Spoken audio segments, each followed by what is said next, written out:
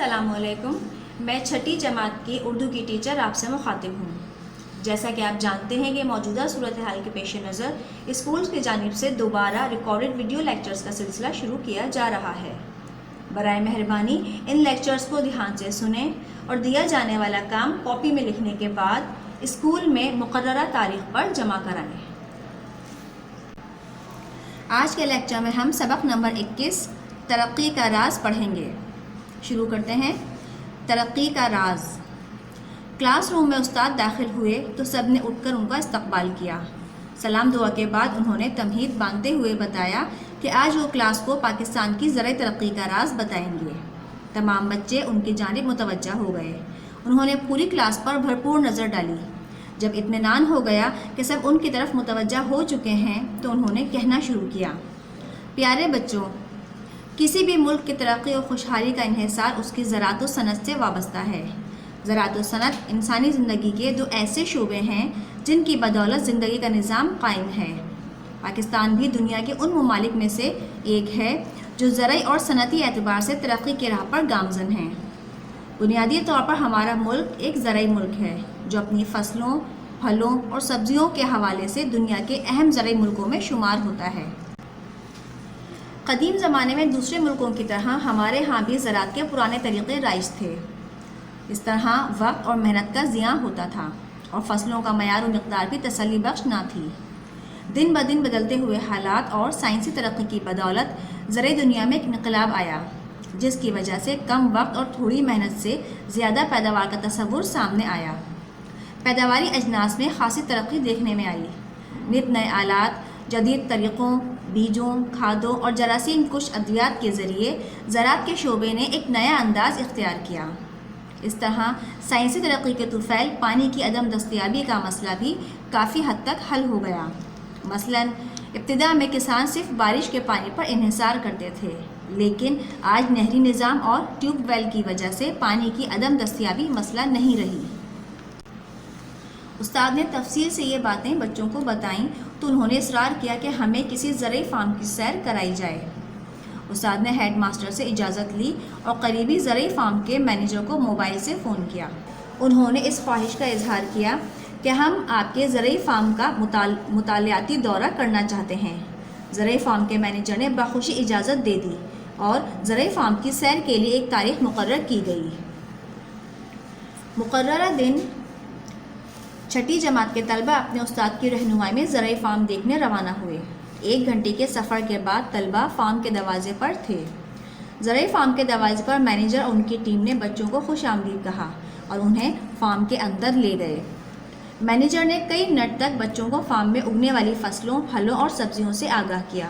انہوں نے بچوں کو زرعی آلات کے ماڈل بھی دکھائے جو مختلف فصلوں کی بوائی سے لے کر ان کی کاشت سے لے کر کٹائی تک کے مراحل میں معاون ثابت ہوتے ہیں۔ مینیجر نے جدید زرعی اصولوں کی وضاحت نہایت آسان اور دلچسپ انداز میں کی۔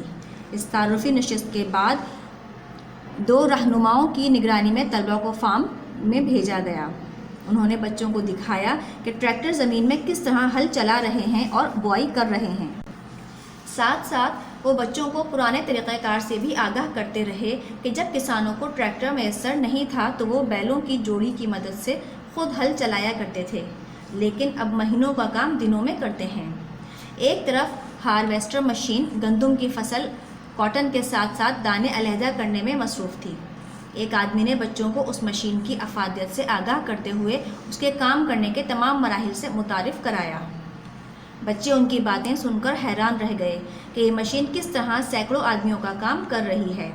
بچوں نے ٹیوب ویل کے ذریعے فصلوں کو سیراب کرنے کے عمل کو بھی اپنی آنکھوں سے دیکھا۔ اس طرح بچوں کو ایک کھیت میں ایسی سبزیاں دکھائی گئیں جن کا موسم گزر چکا تھا۔ بچے ان سبزیوں کو دیکھ کر ششدر رہ گئے۔ انہیں معلوم ہوا کہ کیمیائی کھاد، پانی کی فراہمی، درجہ حرارت کے کنٹرول اور سائنسی آلات کے استعمال کی بدولت اب ہر موسم میں ہر سبزی کو اگایا جا سکتا ہے۔ بچے نت نئے آلات اور جدید طریقہ کار کو دیکھ کر محظوظ ہوئے۔ فارم میں زراعت کاروں کے درمیان خاصی دیر رہ کر انہوں نے انسانوں کی جگہ مشینوں کو کام کرتے دیکھا اور ان کے طریقوں سے آگاہی حاصل کی۔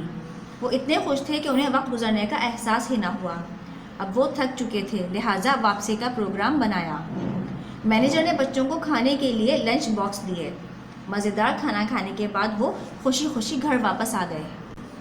بچوں اب اس سبق کے کچھ مشکل الفاظ کے معنی دیکھتے ہیں. پہلا لفظ ہے تمہید، جس کا مطلب ہے ابتدا. گامزن قدم بڑھانا. جراثیم کش جراثیم مارنے والی. طفیل ذریعہ وسیلہ. عدم دستیابی نہ ملنا. ماڈل نمونہ. معاون مددگار. ششدر حیران ہکا بکا. محظوظ مسرور خوش. بچوں اس سبق میں زراعت کی ترقی کے حوالے سے معلومات دی گئی ہیں. کیونکہ ہمارا ملک ایک زرعی ملک ہے، اس لیے اس کی ترقی کا دار و مدار زرعی شعبے کی ترقی پر ہے. زرعی شعبے میں رائج فرسودہ طریقوں اور وسائل کا صحیح استعمال نہ ہونے کی وجہ سے اس شعبے نے اتنی ترقی نہیں کی ہے جتنی ہماری ضرورت ہے. اس سبق میں ایک زرعی فارم کی سیر کے ذریعے جدید سائنسی آلات کا استعمال دکھایا گیا ہے کہ اب ہمارے کسان بھی جدید مشینوں کو استعمال کر رہے ہیں، جیسے ٹریکٹر، ٹیوب ویل اور ہارویسٹر مشین وغیرہ. جدید ٹیکنیک، اعلیٰ کیمیائی کھاد، غیر ملکی بیجوں کے استعمال سے بھی زرعی پیداوار میں اضافہ ہوا ہے اور اس سے یقیناً ترقی کی رفتار پر بھی اثر پڑا ہے. بچوں ابھی سبق کے سوال جواب بتائے جا رہے ہیں جو آپ کو کلاس ورک کاپی میں لکھنے ہیں. لکھنے کے لیے سب سے پہلے آپ لائن کھینچیں گے، تاریخ لکھیں گے، سبق کا نام لکھیں گے، ترقی کا راز. اس کے بعد سوال لکھیں گے. سوال نمبر 1، ترقی کا انحصار کن 2 شعبوں پر ہے؟ جواب، ترقی اور خوشحالی کا انحصار زراعت اور صنعت پر ہے. ان دونوں شعبوں کی بدولت زندگی کا نظام قائم ہے.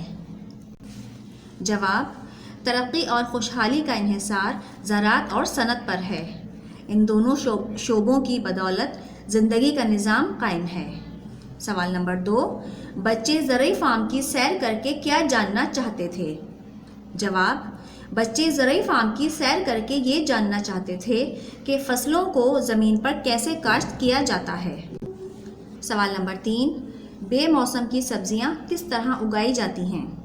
جواب، کیمیائی کھاد، پانی کی فراہمی، درجہ حرارت کے کنٹرول اور سائنسی آلات کے استعمال سے بے موسم کی سبزیاں اگائی جاتی ہیں.